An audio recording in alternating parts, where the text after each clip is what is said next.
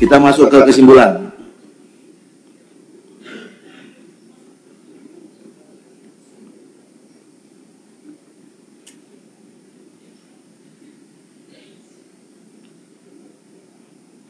Nomor 1, dalam rangka menjamin kepastian penyelesaian penataan tenaga non-ASN paling lambat pada Desember 2024, Komisi 2 DPR RI meminta Kementerian PAN-RB memasukkan ketentuan terkait penataan tenaga non-ASN menjadi P3K paruh waktu, mekanisme kerja P3 paruh waktu, serta hak dan kewajiban P3 paruh waktu dalam peraturan pemerintah tentang manajemen ASN.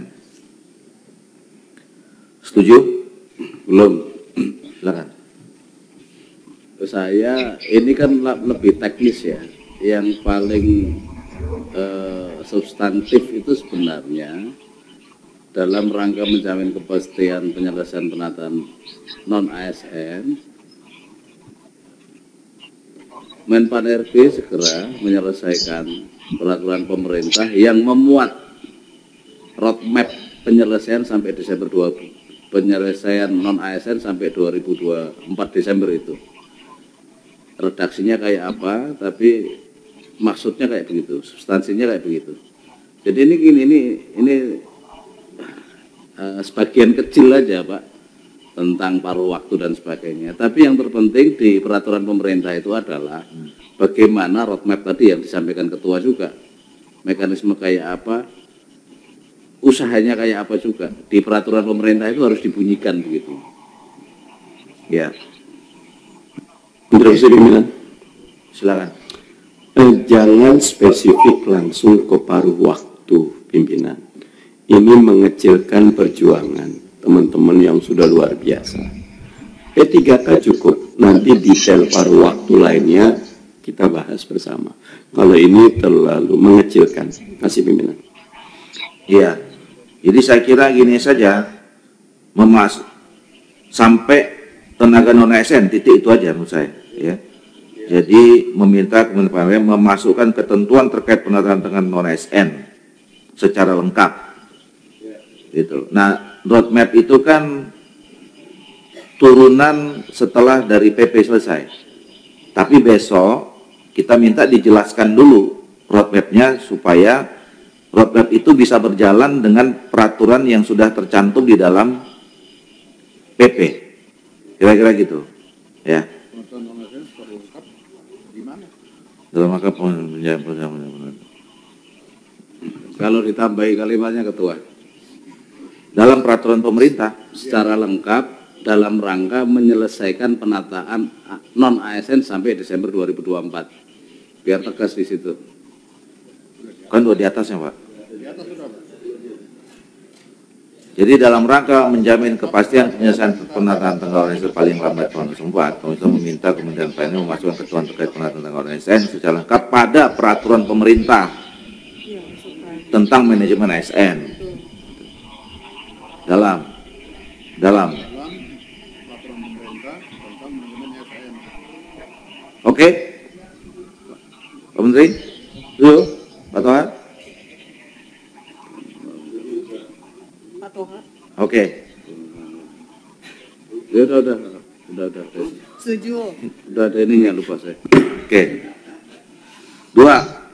Terhadap sejumlah 1,7 sekian orang tenaga non-ASN yang terdaftar dalam database BKN yang belum diangkat menjadi P3K, Komisi 2 DPR meminta Kementerian PAN-RB dan BKN memastikan seluruh tenaga ASN dapat diangkat menjadi P3K pada seleksi penerimaan P3K 2024, serta bagi tenaga non-ASN yang tidak lulus seleksi P3K 2024 atau tidak dapat mendaftar langsung ditetapkan menjadi P3K paruh waktu. Ini otomatis kan ini, ya kan? Ya artinya poin 2 ini turunan dari poin nomor 1, detailnya. Itu ya. Saya agak tergelitik dengan kata serta bagi tenaga non-ASN yang tidak lulus seleksi P3K. Itu sama tetap terdaftar di BKN atau tidak itu? Kata serta bagi non-ASN yang tidak lulus seleksi. Bisa terdaftar.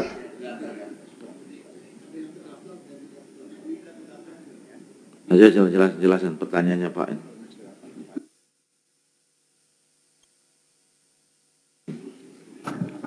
Mohon izin Pak Ketua. Jadi di dalam seleksi P3K tahun 2024 ini tadi kan sudah dijelaskan oleh panjangnya Pak. Ada tiga level yang akan dimasukkan di dalam peserta seleksi. Yang pertama adalah THK 2, yang kedua adalah yang mereka terdaftar di dalam database non-ASN, dan yang ketiga adalah mereka yang belum terdaftar di dalam database non-ASN. Jadi kalau kalimatnya hanya yang terdaftar di dalam database non-ASN, maka nanti ada yang mereka yang ikut yang prioritas ketiga itu menjadi tidak masuk di situ. Padahal di dalam sistem seleksi kita 2024 ini sudah memasukkan mereka yang tadi Pak Ketua sampaikan yang 1 juta lebih yang belum masuk di dalam database non-ASN, ataupun Pak Junimar tadi mengatakan masih ada nih yang belum masuk di dalam database non-ASN. Nah itu kita akomodasi yang masuk di dalam prioritas ketiga.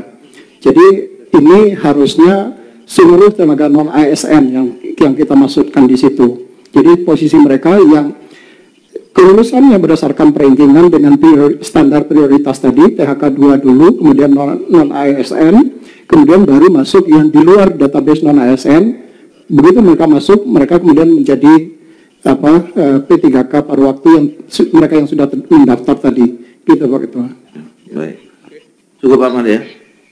Saya setuju Pak Ketua, tapi jangan sampai anak kalimat ini membuat THK 2 dan prioritas 1 dan 2 tadi tergantikan oleh prioritas 3 ini gitu loh. Pastikan tidak. Gitu. Karena diurut, iya. Iya. Setuju ya? Sebentar Ketua, itu supaya nggak ambigu, setelah tahun 2024 itu titik kemudian dimulai tenaga non-ASN yang tidak lulus seleksi ini atau yang tidak dapat mendaftar langsung ditetapkan menjadi PPK paruh waktu. Poin kedua itu, serta bagi tenaga itu nggak usah, itu kayak serta itu kata sambung yang menyetarakan antara kalimat pertama dan kedua. Kalau ini kalimat yang atas sama yang bawah ini bertentangan, karena yang atas itu memastikan seluruh, tapi ada juga pengecualian gitu loh, yang tidak lulus ya, dan tidak mendaftar itu. Oke, tadi bagi tenaga non-ASN. Nggak usah bagi Pak, tenaga non-ASN yang tidak lulus seleksi P3K atau yang tidak mendaftar, nggak usah pun lah. Pun itu dalam bahasa Inggris pun.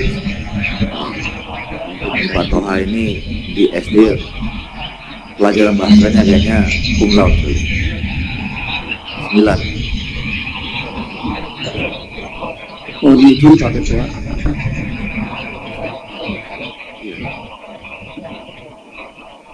Mohon izin Pak Ketua. Oh silakan. Ya, terkait dengan kalimat yang terakhir, ini kan dari awal kita menyepakati bahwa mereka yang akan diangkat menjadi P3K itu harus melalui proses seleksi. Artinya apa? Mereka wajib untuk mendaftar. Jadi kalau mereka kemudian tidak mendaftar, kemudian diangkat, kan menjadi nggak konsisten kita dengan ini. Jadi yang dimaksud tadi tenaga non-ASN itu adalah yang tidak terdaftar, tetapi mereka wajib untuk mendaftar. Selagi mereka mendaftar dan mereka ikut ujian, maka mereka kemudian bisa diangkat menjadi P3K paruh waktu. Yang kalau mereka tidak mendaftar kan tidak bisa kita angkat Pak Ketua. Ya terus jadi gimana? Jadi di kalimat yang terakhir itu mestinya tidak ada Pak Ketua. Jadi yang tidak mendaftar itu ya kemudian bisa diangkat kan nggak mungkin bisa dilakukan. Jadi tenaga non-ASN yang tidak lulus seleksi P3K 4 langsung ditetapkan menjadi P3K paruh waktu. Ketua. Betul. Ya kan? Ya. Masalahnya di beberapa daerah, sebagaimana disampaikan Pak Menteri tadi, disuruh buka formasi tapi nggak buka formasi. Maka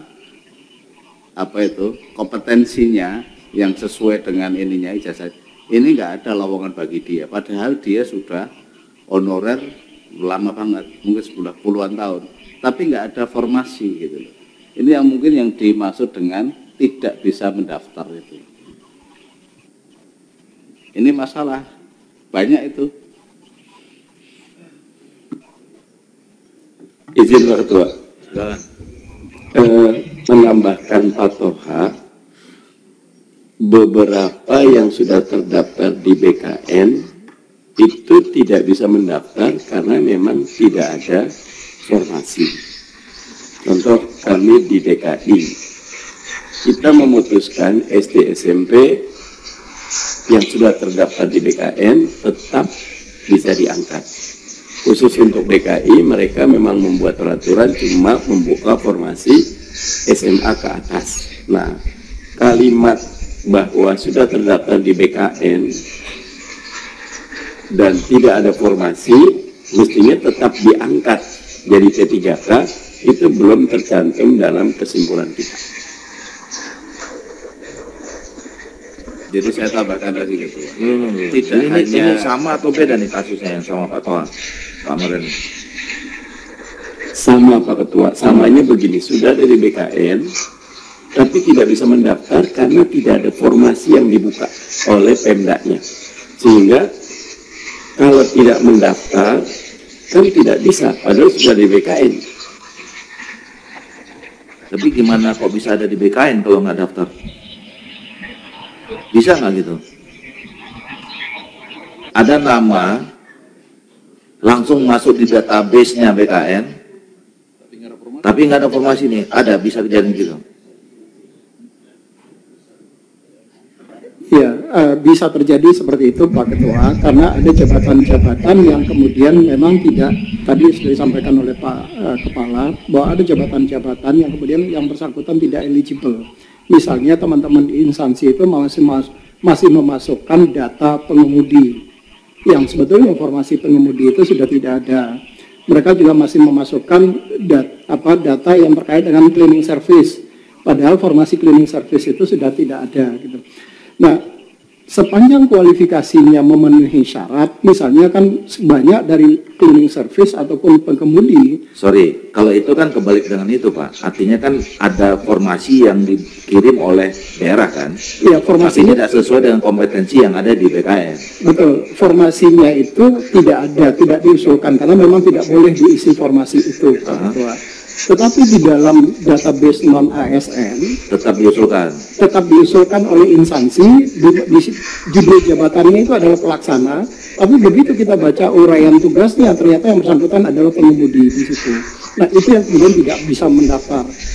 Tapi boleh nggak mereka mendaftar? Sepanjang dia boleh mendaftar, tetapi tidak pada kualifikasi pendidikan pada jabatan pengemudinya. Dia kalau di instansi yang menyediakan formasi jabatan untuk arsiparis misalnya, karena yang bersangkutan punya kualifikasi pendidikan bisa memenuhi kompetensi di arsiparis, maka dia bisa mendaftar walaupun di dalam database-nya dia terdaftarnya sebagai pengemudi. Iya, tapi itu case yang lain lagi seperti yang disampaikan oleh Pak Madari sama Pak Toha. Ya, yang disampaikan bapak-bapak ini kan adalah mereka daftar, ya, bukan daftar, namanya ada di database, ya, tapi tidak diusulkan oleh daerah karena memang daerah tidak buka formasi. Ada begitu? Ada. Terus mereka masuk database dari mana? Ya, database-nya sendiri kan dicatatkannya itu adalah di 31 Desember terakhir 31 Desember 2022 Pak Ketua.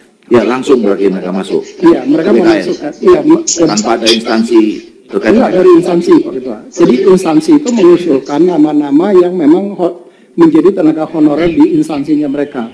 Batas waktunya itu adalah di 31 Desember 2022. Okay.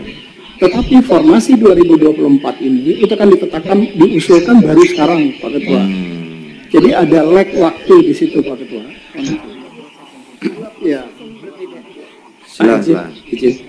Izin Pak Ketua. Jadi sebetulnya kan usulan mereka itu terbentur anggaran. Nah, oleh sebab itu dari Kemenkan kita itu memberikan ruang yang di luar itu dia boleh mendaftar. Dan jabatan pelaksana itu khusus tenaga honorer, itu yang SD itu boleh. SD, SMP itu kita bolehkan, Pak. Karena banyak dari mereka yang SD, SMP. Tapi itu khusus untuk honorer ini. Jadi ketika ada jabatan pelaksana, tadi sampaikan Pak Harmin dia pengemudi, dia jabatan pelaksana aja, penata apa, dia daftarnya ke situ. Jadi yang harus mengarahkan itu BKD-nya, Pak. Jadi BKD mengarahkan Anda walaupun tidak ada formasi, Anda boleh mendaftar. Nah, begitu mendaftar, dia ikut seleksi, maka dia jadi paruh waktu, Pak. Jadi statusnya itu sudah berubah. Dan kita usulkan tetap dapat SK sebagai P3K. Dalam hal nanti anggarannya sudah cukup, dia tidak perlu tes lagi. Dia bisa langsung diangkat menjadi P3K yang penuh. Kurang lebih begitu, Pak. Skenario grand design-nya Pak Menteri itu di dalam Permenpannya itu seperti itu. Jadi sebelum di dalam Permenpan itu lebih ini lagi, Pak, lebih memberikan ruang yang lebih besar sebenarnya, Pak Ketua. Makasih, Pak. Itu nanti dijelaskan waktu di roadmap itu ya, di kita konseneri. Nah, untuk kembali ke sini, berarti kalau dengan kebijakan itu dimungkinkan dong tadi ya, yang tidak daftar tadi itu sebenarnya tadi nunggu izin Pak Ketua. Ya, Saya izin norma nomor 3 bagi honorer yang terdaftar di PKN dan tidak diajukan formasi tetap bisa diangkat menjadi honorer paruh waktu. Itu harus ada kalimat. Karena kita nanti begini pimpinan, 1,7 katakan 1,6 udah bisa kita angkut. 100.000 yang tidak terangkut itu tetap harus kita pertanggungjawabkan. Karena mereka mau daftar, kan ini pimpinan, data ini kan sudah sejak puluhan tahun yang lalu. Sementara aturan yang dibuat formasi itu baru. Tetap saja tidak terangkut semua. Kita tetap harus memasukkan satu norma bahwa mereka yang sudah terdaftar dan memang sudah dicek tidak ada yang siluman, tetap bisa diangkat. Harus ada norma itu, pimpinan. ya, enggak, Cuk. Tadi kan sebenarnya kita udah masukkan itu, atau yang tidak dapat mendaftar. Atau kita lebih detail lagi kayak tadi. Ya, seperti yang disampaikan Pak Mardhani itu, Pak Ketua. Jadi normanya diatur tersendiri, alamatnya juga jelas. Mereka yang tidak ada formasinya, arahnya jelas, jadi pelaksana di SD atau apa tadi itu. Ya nggak, maksudnya ya itu teknis lah ya, mau kita buat poin sendiri atau tidak. Sebenarnya kan nyambung ini. Jadi kita tambahin aja. Jadi tadi ya, tenaga non ASN yang tidak lulus seleksi. Tunggu jangan dulu. Jadi tenaga non ASN yang tidak lulus seleksi P3K dapat ditetapkan menjadi P3 per waktu. Langsung aja, tenaga non ASN yang sudah terdaftar dalam database BKN dan tidak diusulkan ya, dan tidak diusulkan dalam formasi rekrutmen 2024 tetap diangkat menjadi P3 per waktu. Belum mantap itu. Aduh, sudah. Nah, Belum. Ya sebentar, dulu selesai baru nanti Pak Toha.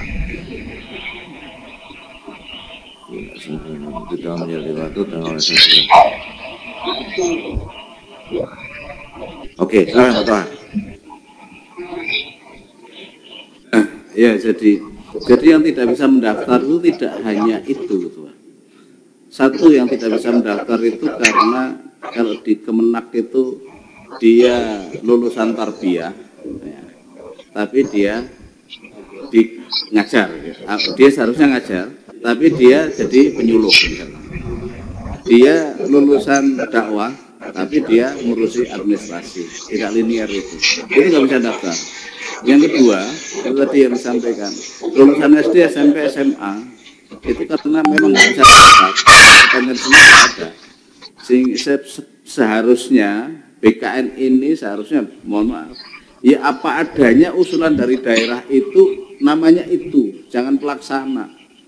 mengakomodir karena banyak sopir, penjaga sekolah, cleaning service ini yang banyak malahan, yang mereka nggak bisa apa-apa, nggak bisa daftar.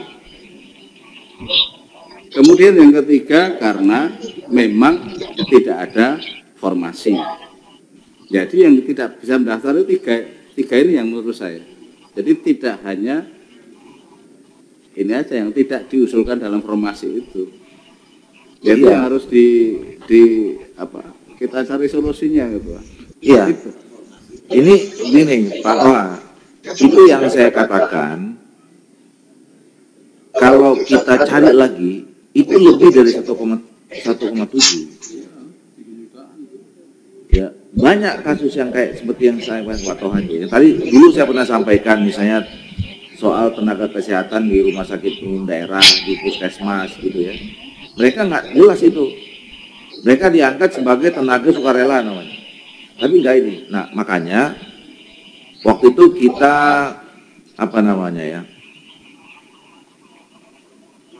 mengikhlaskan lah ya. Karena yang 1,7 juta ini udah jalan, ini kita selesaikan dulu yang ini. Gitu.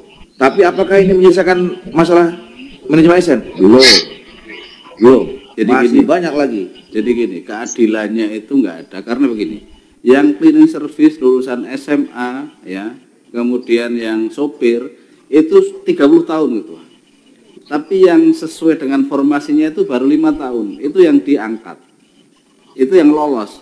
Yang 30 tahun itu nggak ada. Bahkan kalau menurut itu hilang. Ini yang nggak adil menurut saya. Karena dia benar-benar honorer sudah 20-30 tahun. Iya, Masalahnya itu. benar. Artinya nanti didasarkan pada lamanya mengabdi aja. Iya, maksudnya begini. Yang kasus-kasus kayak gitu sekarang belum tentu masuk yang 1,7. Nah, apa yang disampaikan Pak Toha itu udah masuk kesimpulan kita yang dulu bahwa ini baru tahap pertama kita nyelesain 1,7 ini.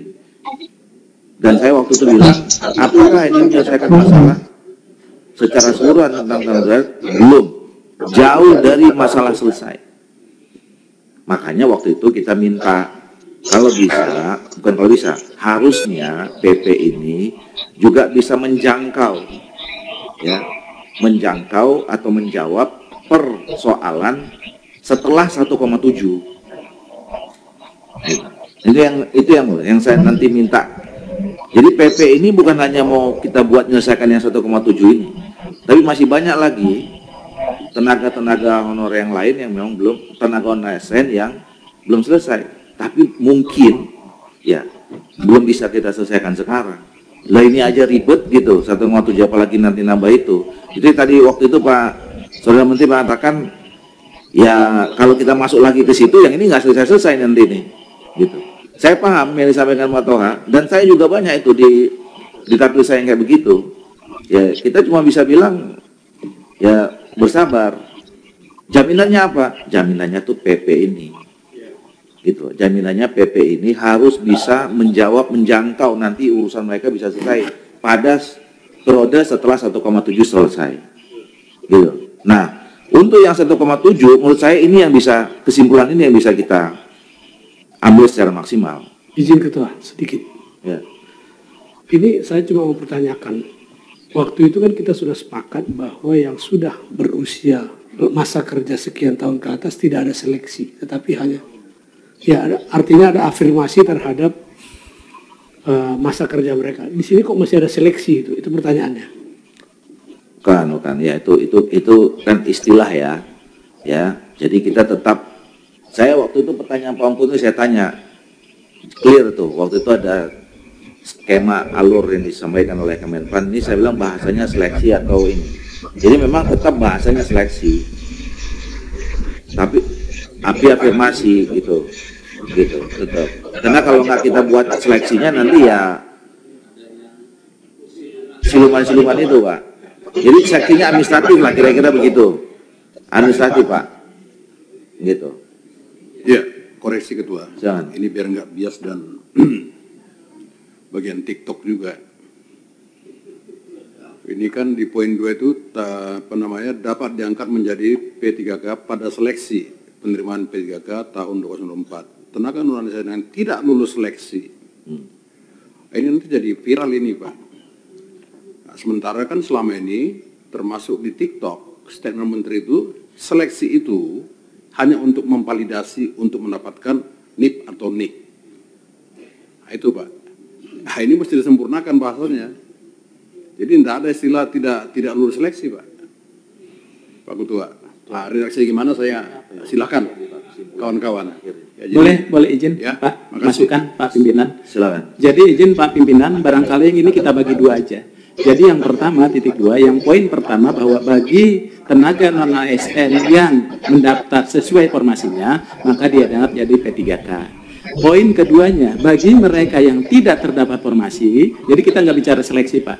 Yang tidak terdapat formasi, maka akan diangkat menjadi P3K paruh waktu. Oke. Jadi bahasanya mungkin itu. Izin Pak Ketua. Ya.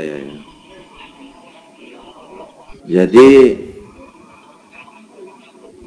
yang pertama, memastikan seluruh tenaga ASN dapat diangkat menjadi P3K pada formasi. Ya. Itu pakai seleksi kan? Pak, jadi pada seleksi 2024 titik 2, mungkin poin 1, ya, atau poin A, 2A. Ah, itu ya, Nah, di titik. situ di enter mungkin ya. Ya, oke, poin A. Ya, Oke. ya.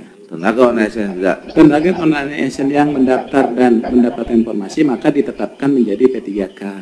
Bagi tenaga non-ASN yang Ya. informasi ya. Oh, ini yang pertama dulu ya. Ya, tenaga non-ASN nggak usah pakai bagi kata Pak Toha. Iya Pak. Nanti bagi-bagi katanya. Tenaga non-ASN yang terdaftar Yang mendaftar malah. dan Yang mendaftar Pak izin. yang mendaftar Dan terdapat dan yang informasi yang mendaftar dan sesuai dengan formasi jabatannya. dan sesuai dengan formasi yang diusulkan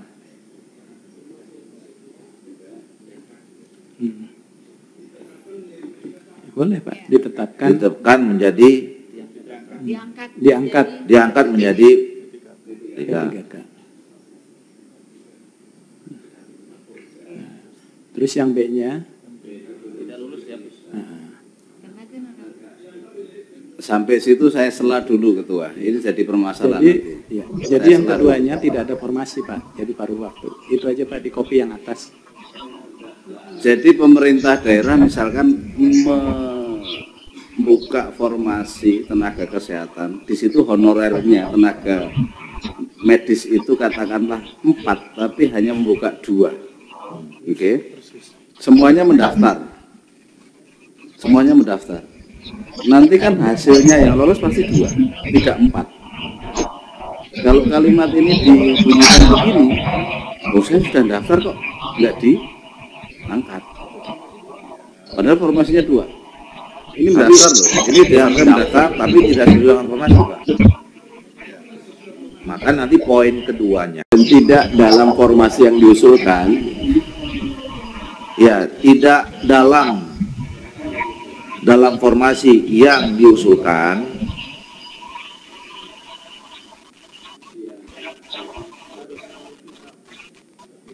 diangkat menjadi P3K paruh waktu.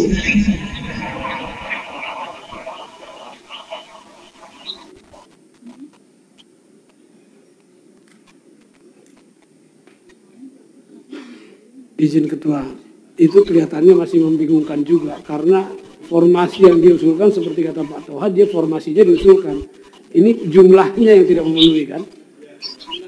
Jumlah, jadi harus ada kata-kata jumlah mungkin yang tidak tertampung di dalam formasi yang diusulkan.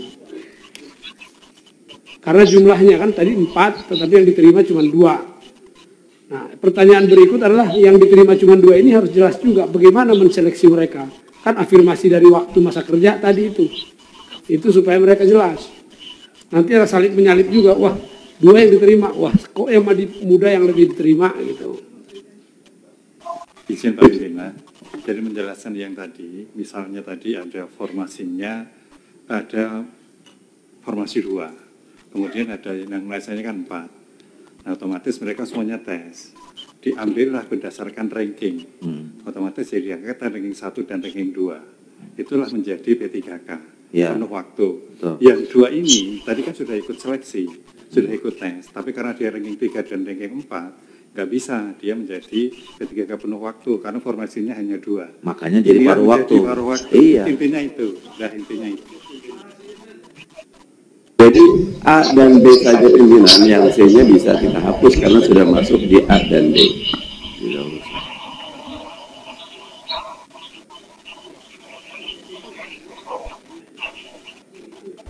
Jadi tenaga non-ASN yang mendaftar dan tidak dalam usulan formasi, ya, tidak terdapat dalam usulan formasi, tidak terdapat dalam usulan formasi, maka diangkat menjadi P3K paruh waktu. Ya toh? Nah, ini jumlah ya. Apa? Yang dimaknai tidak terdapat itu jumlah ya. Tadi disampaikan oleh Pak Ongko tadi, jumlahnya. Formasinya ada, hanya jumlahnya tidak sebanyak mereka yang ada di dalam tenaga non-ASN itu.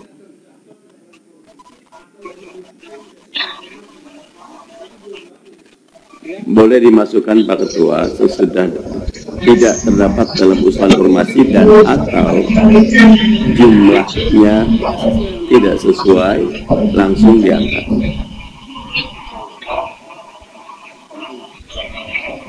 Maksudnya jumlah tidak sesuai dengan apa nih?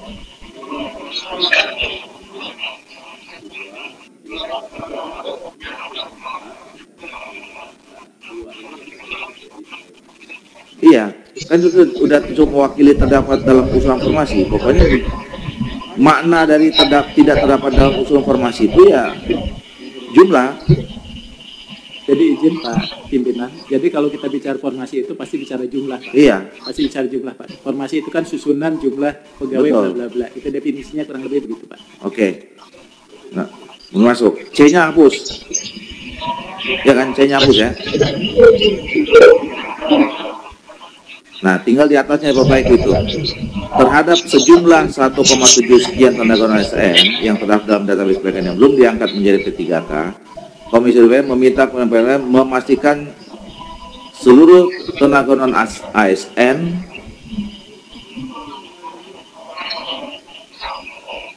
diangkat menjadi P3K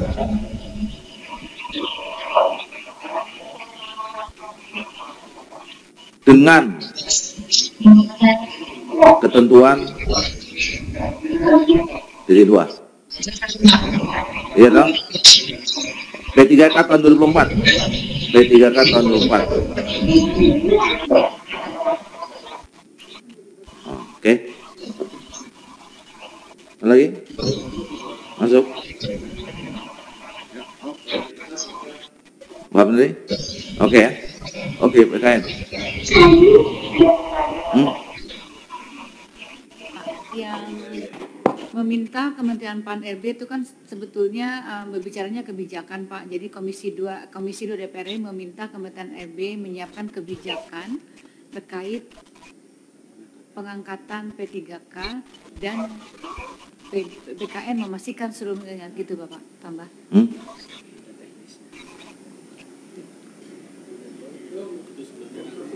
Udah straight to the point aja.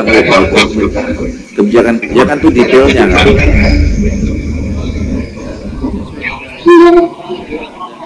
Iya, ya setuju ya. Oke. 3. Terdapat tenaga ASN yang terdata dalam database PKN namun saat ini sudah berhenti bekerja, termasuk tenaga ASN di Kabupaten Manggarai Timur. Komisi DPR meminta Kementerian PNW meninjau ulang kembali Perdana Menteri Pemerintahan tentang mekanisme seleksi P3K tempat agar tenaga ASN yang terdata dalam database PKN tetap bisa mendaftar seleksi P3K tahun 4 meskipun tidak lagi aktif bekerja. Ini ada surat masuk. Terdapat tenaga honor ASN yang terdaftar dalam database BKN, namanya sudah berhenti bekerja, termasuk tenaga honor ASN. Terdaftar di database, terus Dua. daftar seleksi Sudah. tidak memenuhi persyaratan gitu. Persyaratannya salah satunya bekerja aktif gitu kan. Oke, suratnya itu. Yang nggak pakai surat pun jadi aspirasi kita. Nah, iya makanya nanti kita perbaiki seluruh Indonesia.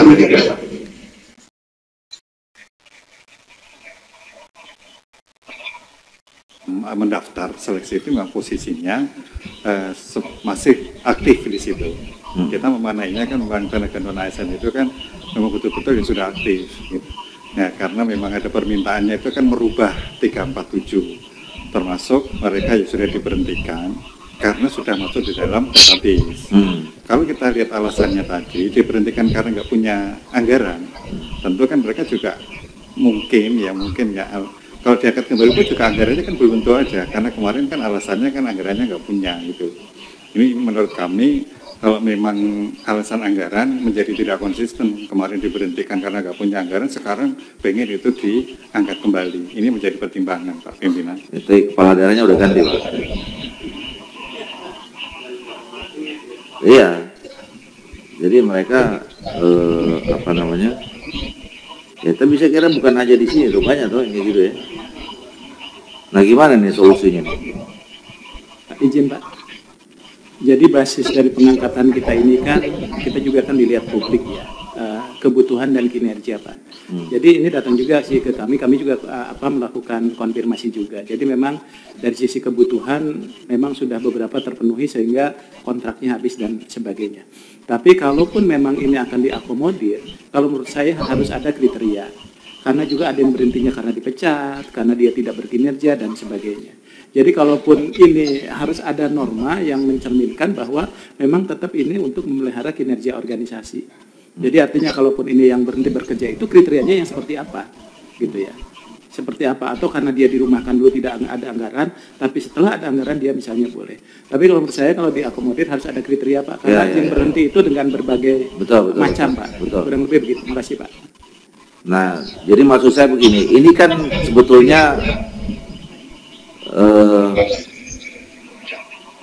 peristiwa yang juga kita harus respons dan tanggapi, tapi tidak untuk menyelesaikan masuk yang sekarang, kan gitu, ya. Jadi kita nggak adil juga kalau nggak merespon mereka, tapi juga nggak mungkin kan masuk yang sekarang ini kan udah jalan, tapi tetap harus kita masukkan menurut saya, karena kejadiannya bukan hanya di satu kampung hotel. Yang kedua saya setuju yang disampaikan oleh Pak Deputi tadi bahwa memang harus tahu dulu kita penyebab berhentinya kenapa. Jadi bukan karena ada kasus, ya yang paling bisa ditolerir ya tadi itu. Dan biasanya kalau pemberhentian massal itu kan karena soal itu kan, anggaran. Kalau yang kasus-kasus itu kan nggak massal, 1, 2, 3 orang. Gitu. Jadi usul saya begini, terhadap itu, bukan terhadap tenaga non ASN yang terdata dalam database BKN namun saat ini sudah berhenti bekerja. Nggak masuk. Oh ya, benar. Kalau kasus Manggarai Timur ini berhentinya Januari 23. COVID. Ya, dalam COVID 2 tahun ya. 2 tahun lah. Ya. Maka tidak jalan karena semua daerah nggak akan mau mengajukan dan tidak akan mau mengangkat karena COVID 2 tahun ya, 2 tahun lah, ya, 22 ya, oke, ya, Soal Menteri, oke. Jangan dibatasi Ketua. Jangan dibatasi, karena itu tidak hanya karena anggaran 2 tahun ini. Ada beberapa hal yang lain, kasus yang lain, sebelumnya juga begitu. Bukan karena anggaran. Ya, tapi kalau misalnya kita buka lagi ini nanti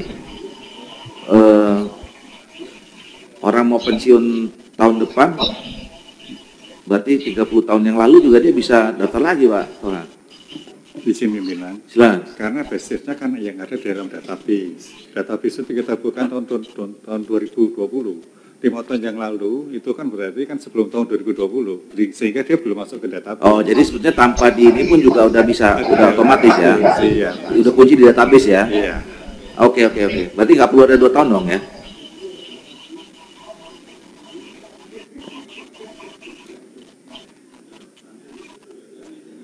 Tapi udah 2 tahun aja nggak apa-apa. Ya. Oke. Benar.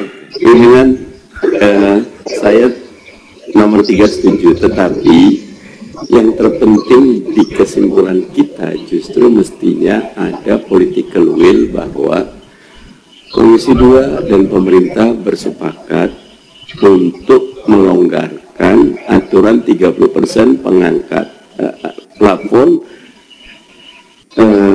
belanja pegawai. Kalau itu tidak dilonggarkan, maka tidak jalan. Karena semua daerah nggak akan mau mengajukan dan tidak akan mau mengangkat.